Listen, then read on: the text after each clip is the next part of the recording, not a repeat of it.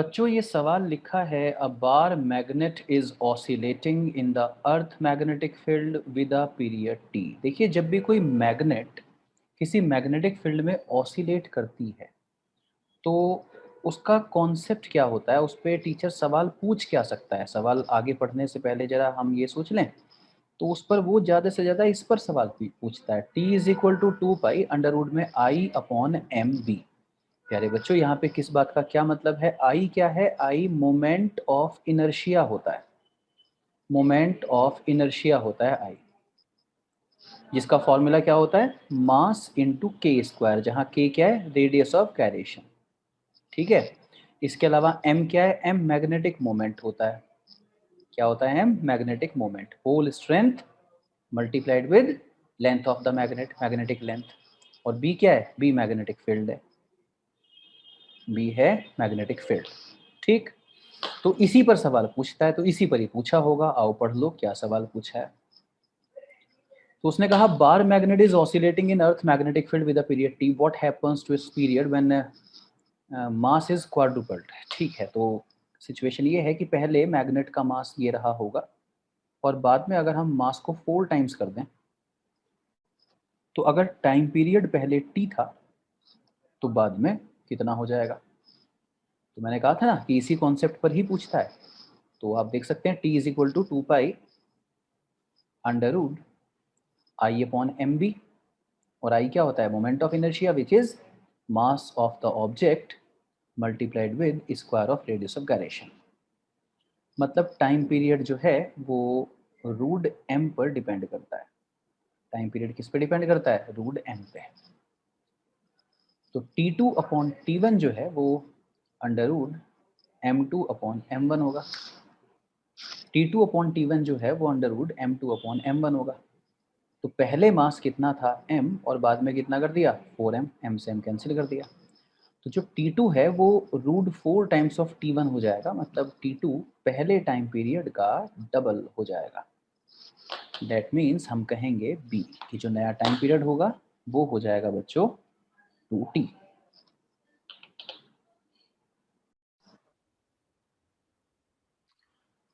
To bar magnetic having same geometry. तो पहले correction कर लें। पहली बात तो ये TO2 नहीं होगा, ये TWO होगा। बार मैग्नेटिक नहीं, मैग्नेट होगा। ठीक है। 2 bar magnet having same geometry with magnetic moments m and 2m। Same geometry मतलब लेंथ वेंथ सेम है, मास वास सेम है, ये मतलब हुआ। तो ठीक है, तो ये एक मैग्नेट हो गई। तो बिल्कुल दूसरी मैग्नेट भी एकदम ऐसी ही है, ये कहा उसने। लेकिन मैग्नेटिक मोमेंट इनके सेम नहीं है, एक का m है और एक का 2m है। तो बेसिकली पोल स्ट्रेंथ अलग अलग हो सकती है ना, इस वजह से मैग्नेटिक मोमेंट अलग हो सकता है ज्योमेट्री सेम होने के बाद भी। तो एक का m है और एक का 2m है। उसने कहा इस तरह से रखी है कि there similar poles are in the same side. मतलब अगर इसका नॉर्थ इधर है और साउथ इधर, तो इसका भी नॉर्थ इधर है और साउथ इधर। हम जानते हैं कि मैग्नेटिक मोमेंट साउथ से नॉर्थ की तरफ होता है, तो दोनों मैग्नेट का ऐसे ही होगा। तो दोनों मैग्नेट का मैग्नेटिक मोमेंट सेम डायरेक्शन में आ रहा होगा, जिसकी वजह से जो नेट मैग्नेटिक मोमेंट है वो जुड़ जाएगा। तो पहली मैग्नेट का कितना था? m, और दूसरी का था 2m। तो नेट मैग्नेटिक मोमेंट कितना हो जाएगा? 3m। ठीक। बाद में क्या कहा? और टाइम पीरियड ऑफ ऑसिलेशन जो था वो T1 था। चलिए, तो टाइम पीरियड ऑफ ऑसिलेशन होता कितना है? T is equal to 2 pi under root moment of inertia. दो मैग्नेट है ना, तो 2i। पहली का i, दूसरे का और जोड़ दो, 2i हो गया moment of inertia upon net magnetic moment जो कि 3m है, और जो भी मैग्नेटिक फील्ड की वैल्यू रही होगी। समझ गए? तो वही फॉर्मूला लग रहा है, T is equal to 2 pi under root I upon M B. I की जगह 2i ले लिया, दो मैग्नेट है, और नेट मैग्नेटिक मोमेंट ले लिया। This is equation number 1। Now the polarity of one of the magnet is reversed. किसी एक मैग्नेट की पोलैरिटी को रिवर्स कर दिया है। तो इसका ये मतलब हुआ कि अब अगर इसका नॉर्थ इधर साउथ इधर है, तो अब इसका नॉर्थ ना होके साउथ इधर है। तो उससे होगा ये कि इसका तो मैग्नेटिक मोमेंट साउथ से नॉर्थ ही होगा, पर इसका भी साउथ से नॉर्थ जब होगा तो एंटी पैरेलल आ जाएंगे। जिससे जो नेट मैग्नेटिक मोमेंट अभी m+2m था वो m और 2m का डिफरेंस आ जाएगा, बिगर माइनस स्मॉलर, तो वो आ जाएगा m। ठीक।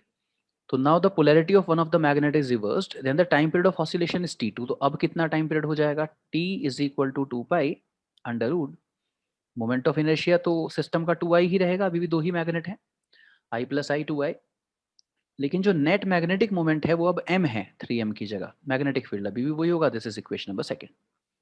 तो वो कह रहा है T1 और T2 के लिए हम सही ऑप्शन चुनेंगे कि ये अभी भी बराबर हैं क्या। तो देखिए बराबर तो नहीं है, आप देख सकते हैं कि यहाँ ये 2 पाई लिखा था तो यहाँ पर भी 2 पाई ही लिखा है, यहाँ 2i लिखा था तो यहाँ पे भी 2i ही लिखा है, यहाँ b लिखा था तो यहाँ पे भी b ही लिखा है। फर्क दिख गया आपको, दिखा फर्क। फर्क ये है कि यहाँ पे सिर्फ m लिखा है जबकि यहाँ पे 3m लिखा है, इसलिए T1 हो गया छोटा और T2 हो गया बड़ा। T1 हो गया छोटा और T2 हो गया बड़ा। सही है, मतलब हमने टिक कर दिया ऑप्शन ए। बच्चों अगला सवाल कह रहा है bar magnet of magnetic moment m placed in a magnetic field of induction b, the torque exerted on it. बच्चों टॉर्क एक वेक्टर क्वांटिटी है जो मैग्नेटिक मोमेंट और मैग्नेटिक फील्ड के क्रॉस प्रोडक्ट से आती है। Tau is equal to m cross b, है ना। और आप जानते हैं कि जो a क्रॉस b होता है उसको हम माइनस बी क्रॉस ए भी लिख सकते हैं, इसीलिए जो m क्रॉस b है उसको हम माइनस बी क्रॉस m भी लिख सकते हैं। दैट मीन्स इसका ए ऑप्शन भी ठीक है और इसका डी ऑप्शन भी ठीक है। A bar magnet of magnetic moment m is cut into two parts of equal length. A bar magnet of magnetic moment m, तो ये कोई बार मैग्नेट थी, दिस वन। तो उसने कहा इसको हमने cut into two parts of equal length, हमने इनको कट करके दो बराबर लेंथ में ऐसे कन्वर्ट कर दिया। देखिए तो ये लेंथ l थी और अब मैंने इसको दो पार्ट में l/2 में कन्वर्ट कर दिया। The magnetic moment of each part will be, तो इसका मैग्नेटिक मोमेंट कितना था, इसका मैग्नेटिक मोमेंट, तो प्यारे बच्चों मैग्नेटिक मोमेंट होता क्या है, pole strength multiplied with magnetic length, दोनों पोल्स के बीच की डिस्टेंस है ना, जो अप्रोक्सीमेटली l ही होगी। आप जानते हैं ना किनारे से किनारे की डिस्टेंस को ज्योमेट्रिकल लेंथ कहते हैं। किसी मैग्नेट में किनारे से किनारे की जो लेंथ है उसको ज्योमेट्रिकल लेंथ कहते हैं, और वो l दे रखी थी।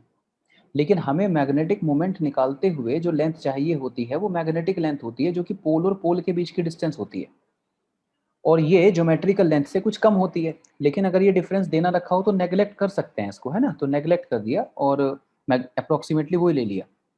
तो मैग्नेटिक मोमेंट हो गया q m into L, that's equation number 1।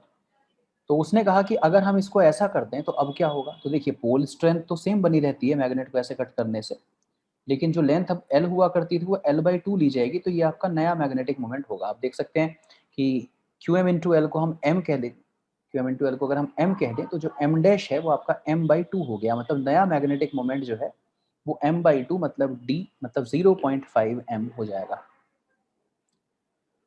And the next problem is the work done in turning a magnet of magnetic moment m by an angle of 90 degree from the meridian is n times the corresponding work done to turn it through an angle of 60. The value of n is okay. तो बच्चों concept क्या है, जब आप किसी magnet को turn करते हैं तो उसमें वर्क कितना होता है, W is equal to mb cos theta 1 minus cos theta 2, इतना वर्क होता है जब आप किसी मैग्नेट को टर्न करते हैं।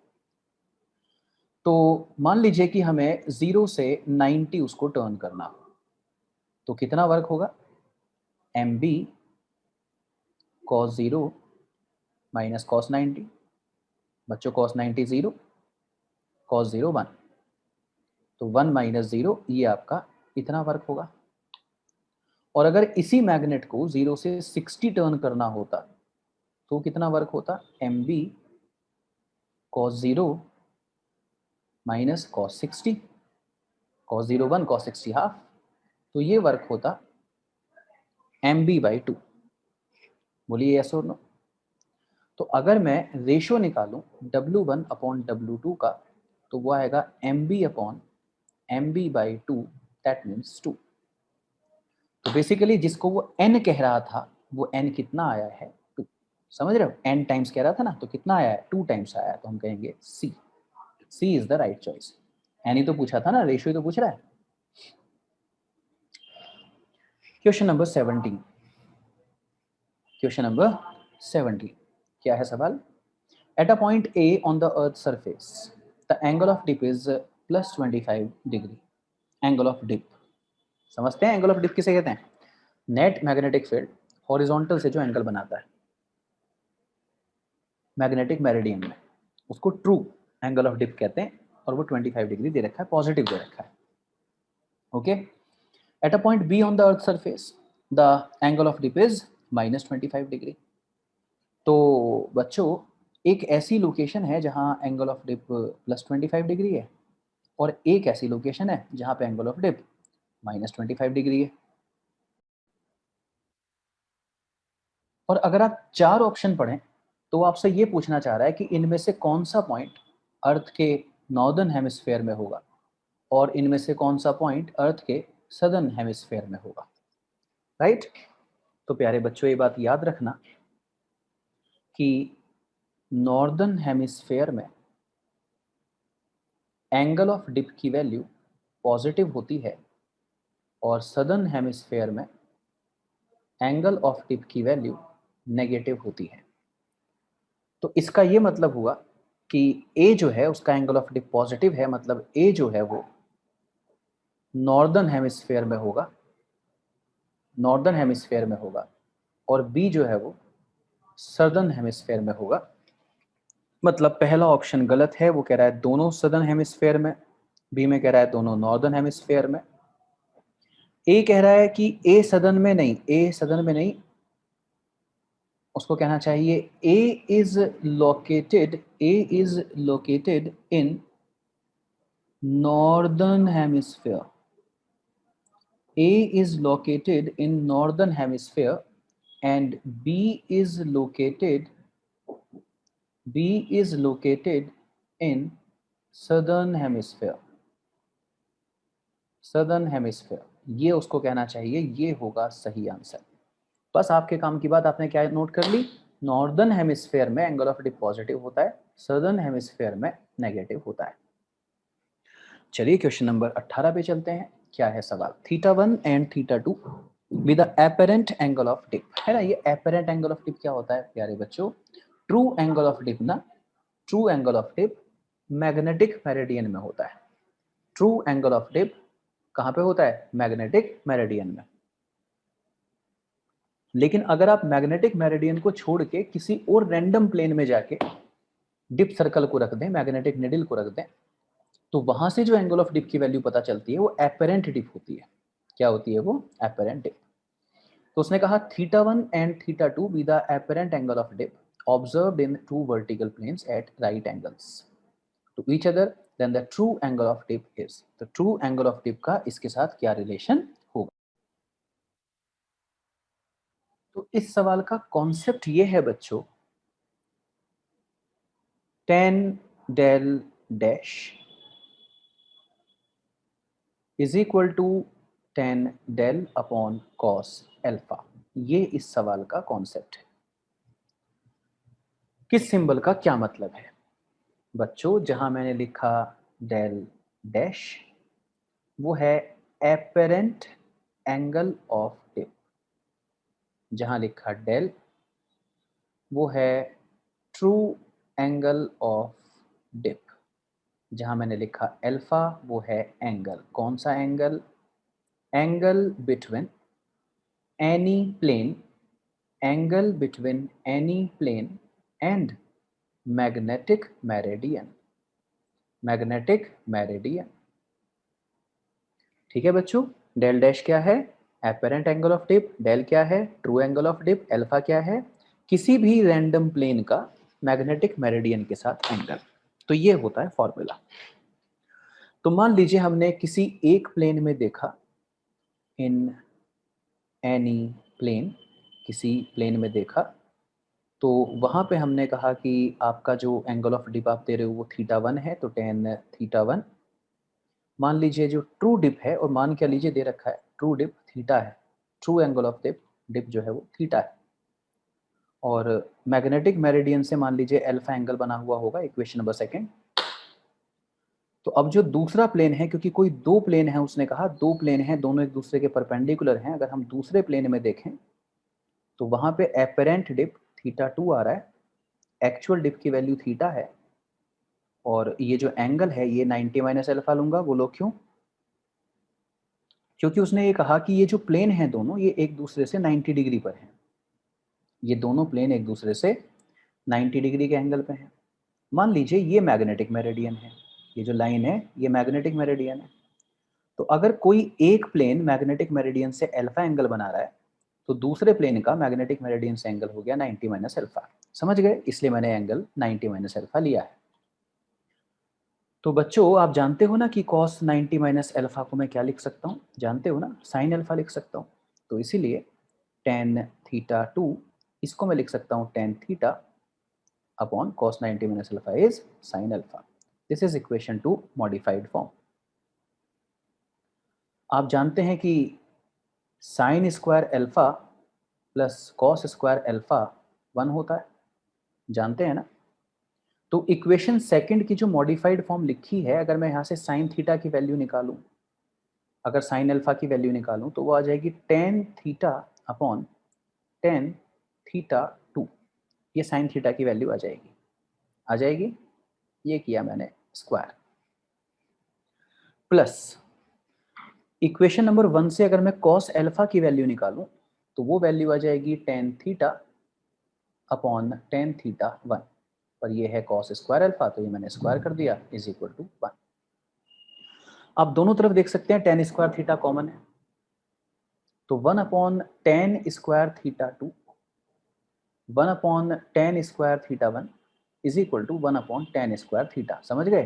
टेन स्क्वायर थीटा कॉमन है ना, पर राइट में पहुंचा दिया तो नीचे पहुंच गया, तो बना cot square theta 2 cot square theta 1 cot square theta. ये लीजिए, ये आपका सही आंसर होना चाहिए। जरा ढूंढ लीजिए कहाँ पे लिखा है, जल्दी से ढूंढ लीजिए।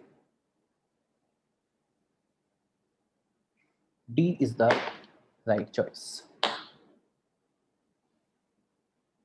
नेक्स्ट क्वेश्चन बच्चों,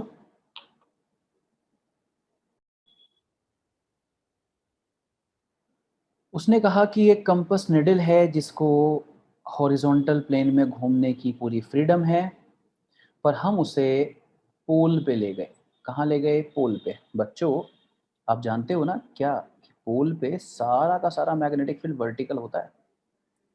पोल पे सारा का सारा मैग्नेटिक फील्ड वर्टिकल होता है, हॉरिजॉन्टल होता ही नहीं, ओनली वर्टिकल होता है पोल पे। और जानते हो कंपस निडल अगर आप कहीं रख देते हो तो निडल मैग्नेटिक फील्ड के पैरेलल आ जाती है, लेकिन आप जानते हो कि पोल पे सारा मैग्नेटिक फील्ड वर्टिकल होता है।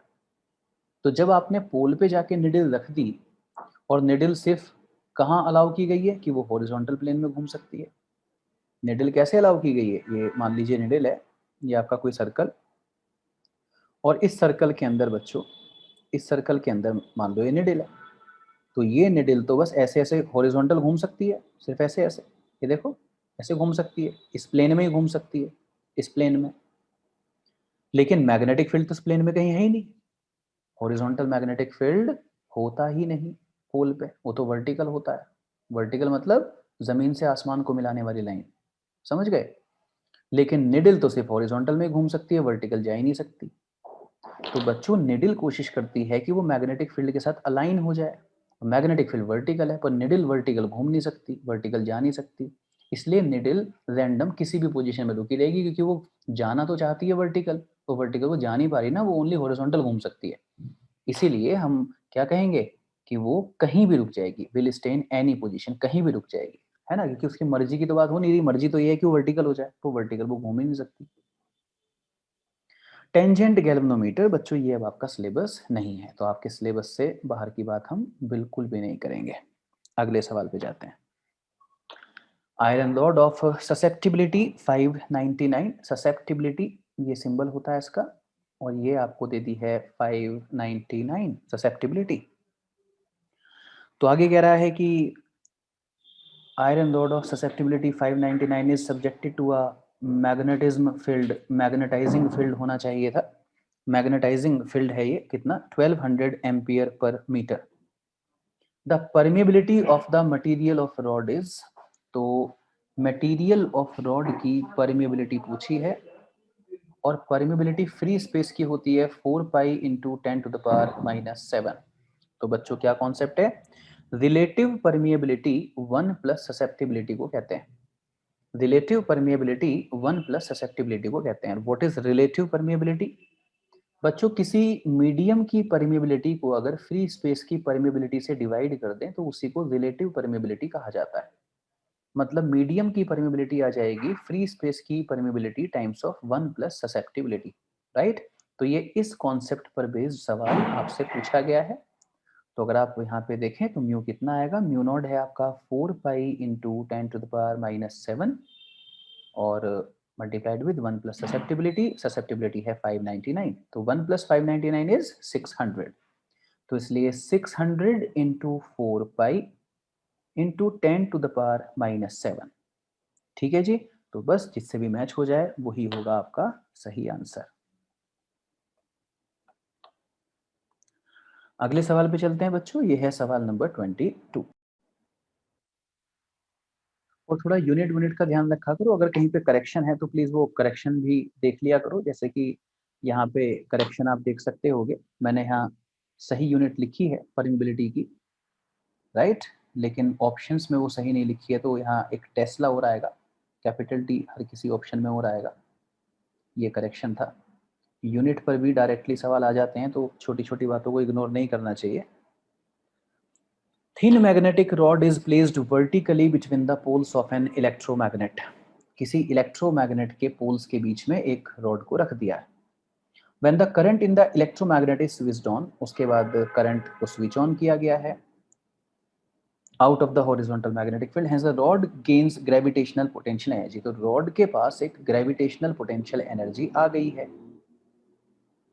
तो work required to do this comes from, आप जानते हैं ना कि ओवरऑल एनर्जी कंजर्व होती है, तो अगर किसी चीज के पास कोई एनर्जी बढ़ी, एनर्जी की कोई फॉर्म बढ़ी है ना, ओवरऑल तो एनर्जी कंजर्व होती है टोटल, तो अगर किसी चीज की कोई चीज यहाँ पे रखी थी और उठ के यहाँ चली गई तो उसकी ग्रेविटेशनल पोटेंशियल एनर्जी बढ़ गई, ग्रेविटेशनल पोटेंशियल एनर्जी बढ़ गई, तो इसका ये मतलब हुआ कि एनर्जी का कोई एक कंपोनेंट बढ़ गया, कोई एक पर्टिकुलर टाइप की एनर्जी बढ़ गई, तो कोई ना कोई एनर्जी कम हुई होगी, क्योंकि ओवरऑल कंजर्व होती है, कहीं से कुछ खर्चा होता है तब कोई प्रोडक्ट हमारे पास आता है। ठीक है ना, समझ गए मैं क्या कह रहा हूँ। तो अगर ग्रेविटेशनल पोटेंशियल एनर्जी बढ़ी है तो कुछ ना कुछ तो कम हुआ होगा, या ये जो ग्रेविटेशनल पोटेंशियल एनर्जी बढ़ी है ये कहाँ से आई, कहने का मतलब है आपके अकाउंट में अगर पैसे आए तो कहीं ना कहीं से तो आए ना, किसी ना किसी अकाउंट से तो डिडक्ट हुए होंगे ना, वो तो वो कहाँ से डिडक्ट हुए वो ये पूछ रहा है ना। तो बच्चों बस आप ये देख लो कि ये रॉड जहाँ पर भी थी वहां से ऊपर क्यों उठी, क्योंकि हमने एक सोर्स को स्विच ऑन कर दिया था, उसने करंट भेजी, तो वो जो सोर्स है ना, जो करंट का सोर्स है ना, वहां से आई एनर्जी, द करंट सोर्स वहां से आई, समझ गए, करंट सोर्स से आई, ये इसका सही आंसर होगा। कहीं ना कहीं किसी अकाउंट में पैसे आए तो किसी ना किसी अकाउंट से निकले भी। ये है आपका अगला सवाल कि जो मैग्नेटिक ससेप्टिबिलिटी होती है वो नेगेटिव किसकी होती है। तो बहुत ही फेमस सवाल है बच्चों, मैग्नेटिक ससेप्टिबिलिटी डायमैग्नेटिक मटेरियल की नेगेटिव होती है। ठीक है जी, क्या कहा मैंने, मैग्नेटिक ससेप्टिबिलिटी डायमैग्नेटिक मटेरियल की नेगेटिव होती है। जबकि अगर मैं पैरामैग्नेटिक मटेरियल की बात करूं, पैरामैग्नेटिक मटेरियल, तो इनकी जो मैग्नेटिक ससेप्टिबिलिटी होती है वो स्मॉल होती है लेकिन पॉजिटिव होती है, पॉजिटिव होती है, लेकिन वो पॉजिटिव नहीं पूछ रहा था, वो नेगेटिव पूछ रहा था। ठीक है, तो डायमैग्नेटिक जो मटेरियल हैं इनकी नेगेटिव होती है ससेप्टिबिलिटी, जबकि जो पैरामैग्नेटिक है इनकी पॉजिटिव होती है और स्मॉल भी होती है, इस बात को याद रखना। इसके बाद बच्चों अगले सवाल पे चलते हैं, क्वेश्चन नंबर 24, जरा देखें क्या है सवाल। There are 4 lightweight rod samples A, B, C, D separately suspended by the threads. A bar magnet is slowly brought near each sample and the following observation are noted. A is feebly repelled. हमारे पास 4 हैं, ए, B, सी, D, ये 4 material है और इन चारों के पास आप किसी magnet को लेके आए हैं। ये कोई मैग्नेट है, आप इन चारों के पास इस मैग्नेट को लेके आए, ये कोई मैग्नेट है, ठीक है जी, M4 मैग्नेट, इसको आप लेके आए।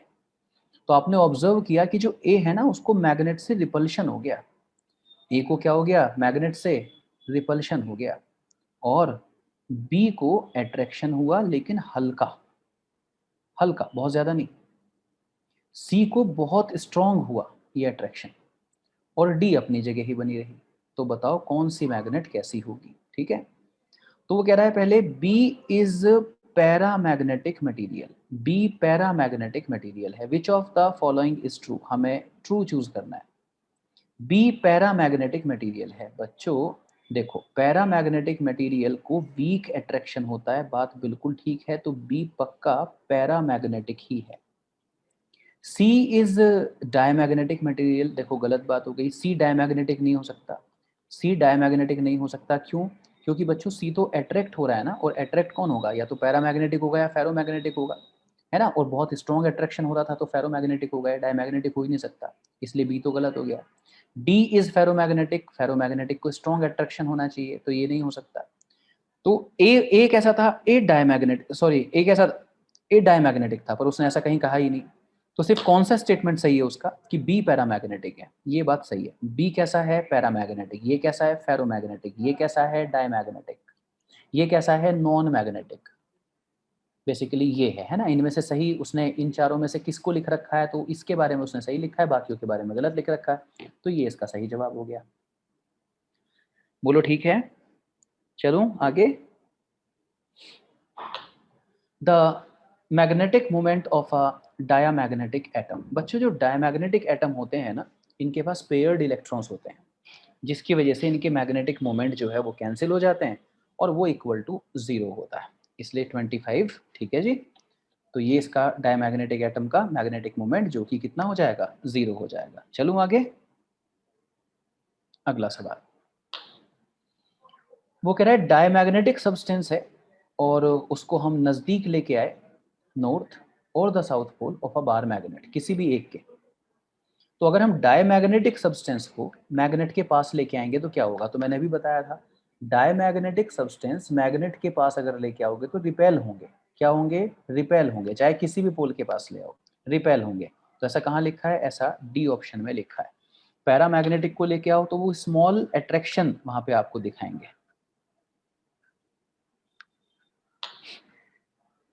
आगे है क्यूरी टेम्परेचर क्या होता है, क्यूरी टेम्परेचर क्या होता है। इस चैप्टर की एनसीईआरटी आपको ध्यान से पढ़ लेनी चाहिए।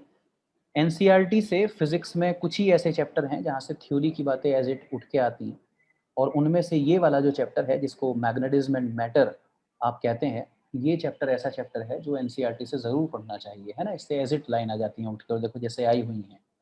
इसके अलावा जो आपका ड्वेल नेचर वाला चैप्टर है, एटम वाला चैप्टर है ना, वो भी आपको एनसीईआरटी से पढ़ने चाहिए। न्यूक्लियाई भी पढ़ना चाहिए, लेकिन न्यूक्लियाई में बहुत सारा सिलेबस हटा दिया गया है, तो आप ये जज नहीं कर पाएंगे कि क्या क्या हटा दिया है। वैसे अगर आप बिल्कुल प्रिसाइज अपना सीबीएसई की वेबसाइट से देखें तो आप पाएंगे कि nuclear fission, nuclear reactor, nuclear fusion, ये सब चीज़ें अब हटा दी गई हैं।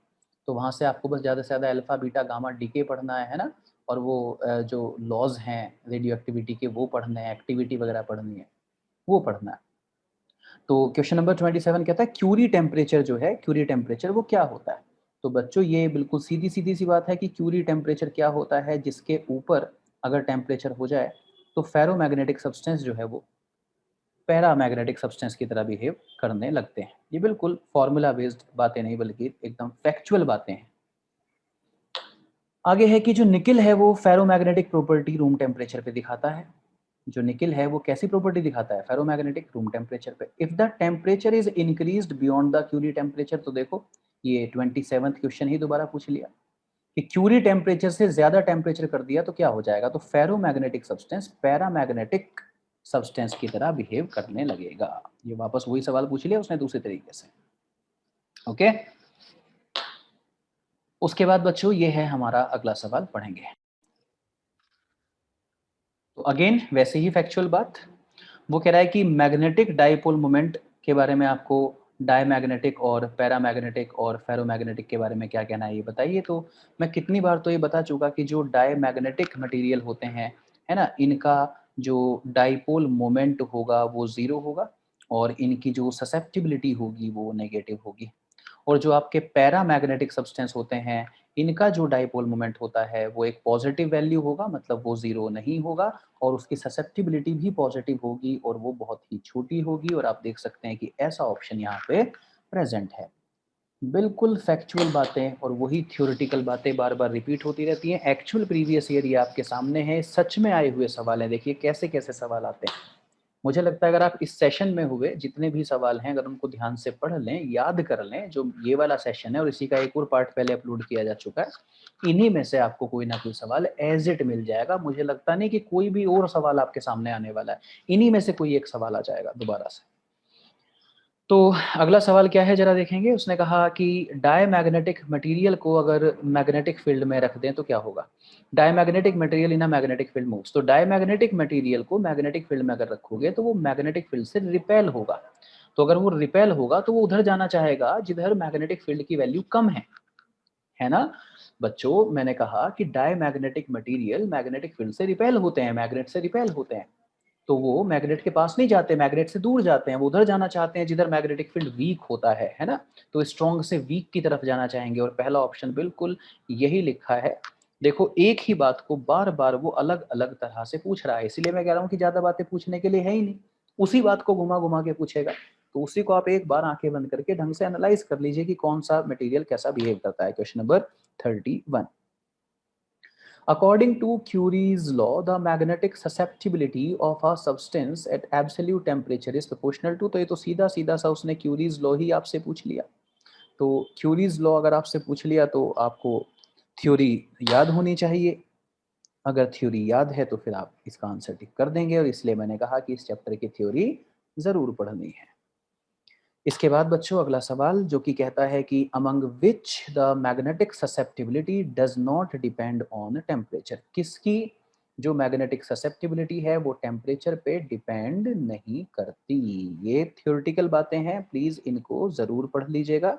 हर किसी मटेरियल के बारे में एनसीईआरटी ने जो जो पैराग्राफ में लिखा है बच्चों उसको जरूर पढ़ लीजिएगा। जैसे अगला सवाल ये क्या कहता है, for protecting a sensitive equipment from the external magnetic field it should be. तो क्या करें बच्चों कि अगर कोई ऐसा मटेरियल है जिसको हम चाहते हैं कि मैग्नेटिक फील्ड नहीं मिलना चाहिए, मैग्नेटिक फील्ड से उसको बचा के रखना है, तो क्या करें, है ना। तो उसे किसी ऐसी चीज के अंदर रख दीजिए जिसके अंदर मैग्नेटिक फील्ड ना जाए। ठीक है जी।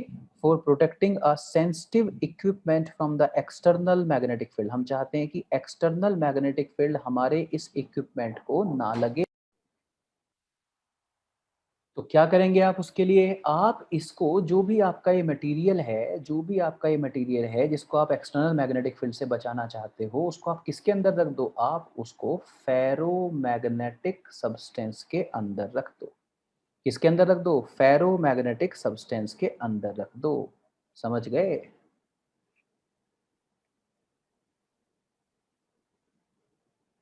और ये आपका बच्चों अगला सवाल, वो कह रहा है कि electromagnets are made of soft iron because soft iron has a. बहुत ही इंपॉर्टेंट सवाल है कि सॉफ्ट आयरन की क्या क्या खास बात होती है। ये बहुत ही इंपॉर्टेंट, बहुत ही फेमस सवाल है कि इसकी रिटेंटिविटी और कोएर्सिविटी दोनों ही लो होती हैं। ठीक है बच्चों, तो ये थे वो सारे सवाल जो आज तक इस चैप्टर से मेडिकल एंट्रेंस एग्जाम में पूछे गए हैं।